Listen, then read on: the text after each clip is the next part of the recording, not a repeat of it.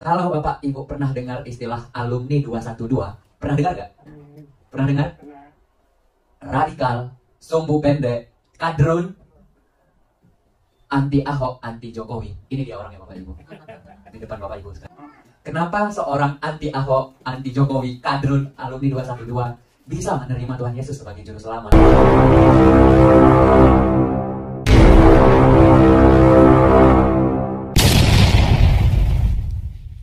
Video berikut.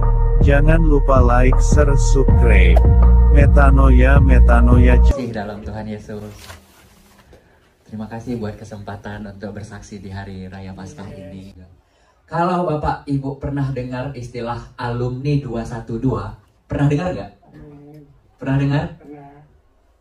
Radikal, sumbu pendek, kadrun, anti Ahok, anti Jokowi. Ini dia orangnya Bapak Ibu. Di depan Bapak Ibu sekarang. Kenapa seorang anti Ahok, anti Jokowi, kadrun, alumni 212 bisa menerima Tuhan Yesus sebagai juru selamat? Amin. Ada 3 alasannya buat hidup saya pribadi Bapak Ibu. Yang pertama itu sumpah Ahok. Ada yang ingat sumpah Ahok di hari pengadilannya Bapak Ibu? Saya yang demo hari itu Bapak Ibu, pingin Ahok segera dimasukkan ke dalam penjara. Kita mendesak. Begitu dengar sumpah Ahok di bulan Mei 2017, merinding saya Bapak Ibu. Kalau orang lain biasanya di detik-detik akhirnya itu kebanyakan menangis, tapi Ahok tidak. Ahok lantang, merasa dijalibi dan bersumpah satu persatu akan dipermalukan. Merinding saya waktu itu Bapak Ibu. Begitu dengar itu, saya tanya ke Tuhan saya, ya Allah, siapa yang ngasih iman ke Ahok? Kok kuat banget ini orang? Kami jutaan orang loh, demo di Monas Bapak Ibu, berjilid-jilid. Bapak Ibu semua tahu, semua orang tahu kejadian 212 tahun 2016. Semua orang tahu politik Indonesia, sejarah kelam untuk pilkada DKI. Tapi saya termenung. Sorenya saya buka Twitter Bapak Ibu. Saat saya buka Twitter, saya lihat ada satu gambar. Mohon izin saya dari laptop saya.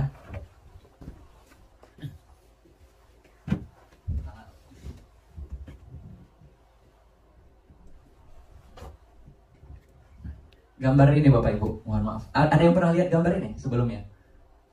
Belum pernah ya? Ini Ahok bersama Tuhan Yesus. Foto ini viral di sosial media Twitter. Kenapa Twitter? Karena Twitter sampai hari ini masih membahas tentang politik-politik yang terhangat. Ya, Facebook tidak, Instagram tidak, tapi Twitter masih membahas. Begitu saya lihat gambar ini, saya tertegun Bapak Ibu. Saya bilang dalam hati saya, hebat banget ya orang Kristen menggambarkan Tuhannya sedekat itu. Dalam hati saya Bapak Ibu. Bahkan Ahok duduk, tapi Tuhannya digambarkan lebih rendah. Dan itu menyentuh hati saya. Dan saya posting ulang di Twitter saya. Saya bilang, saya tersentuh melihat gambar ini. Terus saya posting lagi, kalau kita punya peribahasa, karena nilas titik rusak susu sebelangga. Tapi di mata saya Ahok nggak seperti itu. Karena kesalahpahaman tidak merusak seluruh kebaikan Ahok. Membuka tabir di kepala saya, Ahok tuh nggak seperti itu, Farhan. Ahok tuh baik. Banyak orang-orang hidupnya hancur di Jakarta, tinggal di pinggiran kali. Di kali jodoh itu prostitusi, perjudian. Tapi Ahok, apa yang dilakukan Ahok? Dibersihkan agar tidak kumuh. Dilarang tempat-tempat seperti itu. Bahkan mohon maaf, marbot pembersih-pembersih masjid diumrohkan Bapak Ibu. Tersentuh hati saya. Dan di hari itu juga, mohon maaf, saya tinggalkan kepercayaan saya yang lama Islam. Tahun 2017, tapi saya mengalami pergumulan Bapak Ibu. Apa benar Tuhan Yesus ini Tuhan? Bergumul panjang, masuk tahun 2018 Bapak Ibu. Viral dokter Terawan tentang cuci otak, sampai Presiden SBY pun turun tangan. Saya ketik siapa dokter Terawan ini? Ternyata seorang dokter dan juga sekaligus TNI Jenderal. Waktu saya buka YouTube, Yang terbuka itu video dia lagi nyanyi. Hidup ini adalah kesempatan. Waduh, dengar liriknya aja merinding saya Bapak Ibu. Saya bilang, ini lagu apa? Saya bilang. Jadi saya ketik lagu, judulnya Hidup Ini Adalah Kesempatan, ternyata lagu rohani. Saya baca, saya dengar liriknya. Oh Tuhan, pakailah hidupku selagi aku masih kuat. Waduh, merinding saya. Dan ternyata bukan saya yang merinding. Begitu saya baca komentarnya, banyak orang Islam merinding dengar lagu ini Bapak Ibu. Bukan saya sendiri ternyata. Bapak Ibu, bukan nanti di YouTube lagu itu. Saya Muslim, tapi saya senang sekali dengar lagu ini. Saya pun sampai, ini lagu rohani orang Kristen. Ini doa. Dia minta dipakai sama Tuhan. Bukan minta kami mau hidup kaya, bebas hidup di dunia. Enggak, ternyata mereka pengen dipakai, pengen bermanfaat sama Tuhan. Merinding saya Bapak Ibu. Sejak hari itu saya kepikiran, saya mau ke gereja. Saya mau ke gereja Bapak Ibu. Tapi saya nggak punya teman Kristen.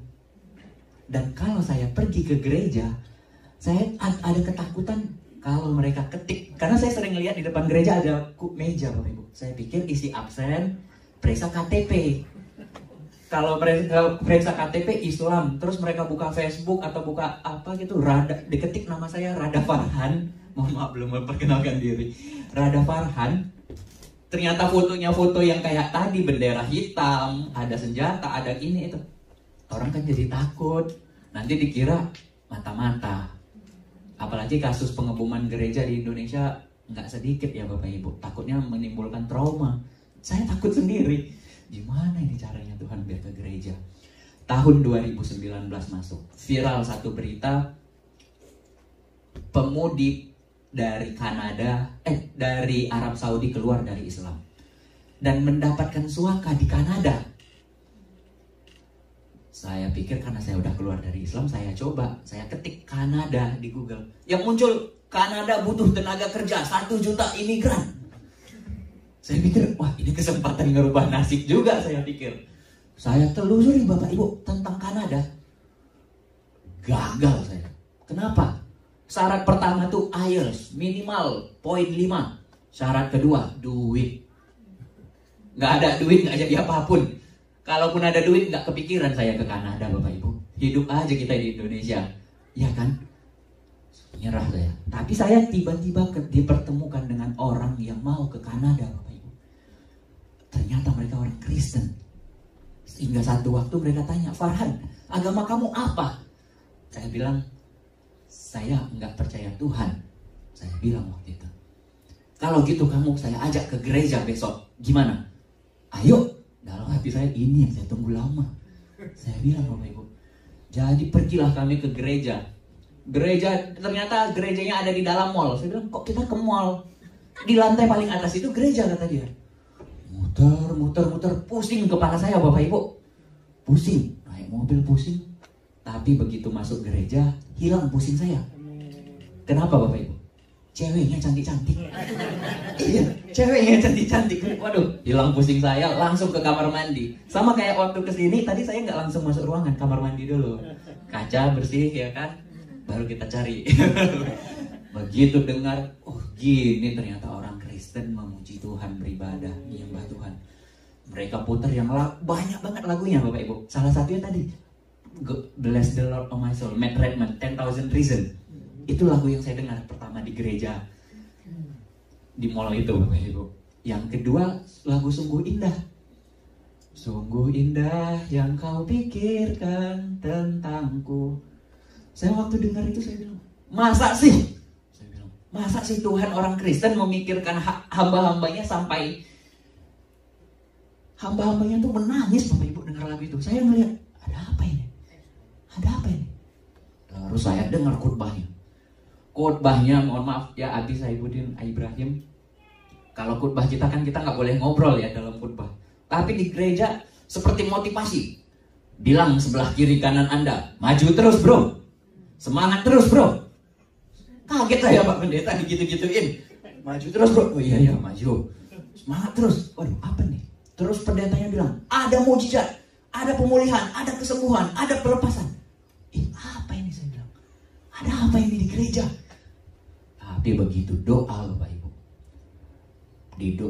Doa orang Kristen panjang.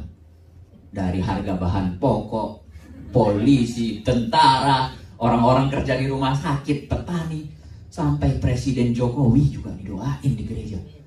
Tertegun saya. Yang lebih bikin tertegun, Wakil Presiden Ma'ruf Amin didoain. Wakil Presiden itu tokoh Islam banget Bapak Ibu, ketua MUI, mantan ketua MUI. Waduh, orang Kristen doain orang Islam sampai sebegitunya. Saya nggak pernah dalam sejarah saya beragama sebelumnya mendoakan orang Kristen Bapak Ibu. Tapi orang Kristen doain. Di kesempatan itu saya bilang, kalau memang Tuhan Yesus ada, kasih saya visa Amerika. Saya akan jadi pengikut Kristus. Saya gituin Bapak Ibu, gereja. Dan hari ini saya bawa paspor saya Bapak Ibu. Paspor saya ini kosong Bapak Ibu. Enggak pernah keluar negeri sama sekali. Ini boleh nanti kita buka lembar-lembarannya. Ini langsung visa Amerika. Enggak ada stempel negara lain Bapak Ibu. Single. Umur waktu itu saya ngajuin 2020. Pertanyaannya 3. Kamu single? Iya. Pernah keluar negeri? Amerika yang pertama saya bilang. Padahal belum diterima, tapi saya sontak gitu. Yang ketiga waktu itu negara lain udah lockdown Bapak Ibu. China, Eropa udah lockdown duluan daripada Indonesia. Saya dapatnya 2 Maret 2020. Kasih saya bilang, dapat. Ini, congrats. Paspor ditahan, kertas putih dikasih. Kaget saya. Saya bilang, Tuhan, saya mau dibaptis. Saya ingat tantangan saya. Dulu saya bilang tantangan, sekarang saya bilang doa, maaf Tuhan, saya nantang dulu. Begitu mau ke gereja, lockdown Bapak Ibu. Pemerintah bilang libur 2 minggu. Ternyata 2 tahun lebih saya nggak dipanggil-panggil kerja sampai hari ini Bapak Ibu. Dan permasalahannya saya nggak ada ongkos Bapak Ibu ke Amerika. Nggak ada ongkos, nggak ada duit. Uang di rekening saya tuh rekening koran hanya 4 juta rupiah Bapak Ibu. Nggak ada ongkos. Saya buka lowongan kerja Amerika di Facebook, grup lowongan kerja gitu. Saya buka, saya bilang ke orang-orang, saya punya visa Amerika tapi nggak ada ongkos. Saya punya visa Amerika nggak ada ongkos. Bisa nggak ongkosin saya? Nanti sistemnya potong gaji. 1 tahun 2 bulan Bapak Ibu baru dapat. Langsung saya diongkosin orang Denver Bapak Ibu. Begitu saya tahu orang Denver yang ngongkosin, kami saling kenal, ternyata yang ngongkosin orang Kristen. Sampai saya bilang, aduh Tuhan, lemas kaki saya Bapak Ibu. Ini siapa yang ngerencanain? Saya bilang, 1 tahun 2 bulan saya hubungin semua orang. Saya mohon maaf, keluarga kurang mampu Bapak Ibu. Orang tua saya guru honorer. Saya bilang, siapa yang ngerencanain ini Tuhan? Begitu sampai Denver tahun 2021 bulan Mei. Jadi bulan depan ini saya 2 tahun Bapak Ibu di Amerika. Begitu sampai Denver saya langsung ke gereja dan dibaptis. Jadi kalau tadi saya dari 212 Bapak Ibu, sekarang saya 121. Filipi 1 ayat 21. Hidup adalah Kristus dan mati adalah keuntungan. Dan ada kelanjutannya Bapak Ibu, Filipi 1 ayat 22. Kalaupun aku harus hidup, maka aku akan bekerja menghasilkan buah. Salam kenal dari saya. Selamat Hari Paskah. Salam.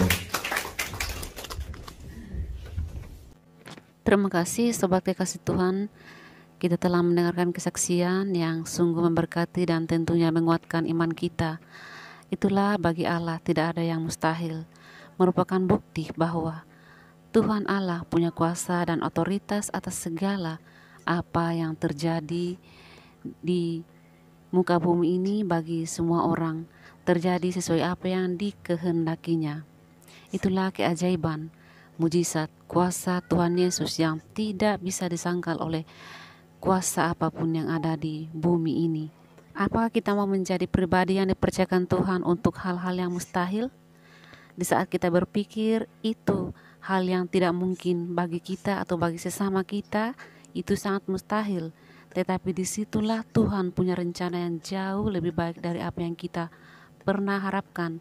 Dan di saat itulah kita diberikan kekuatan yang melampaui pikiran kita untuk menghadapi segala kemustahilan. Tuhan Yesus memberkati. Mari kita terus percaya kepadanya agar kita melihat hal-hal yang mustahil bagi kita Tuhan nyatakan. Amin.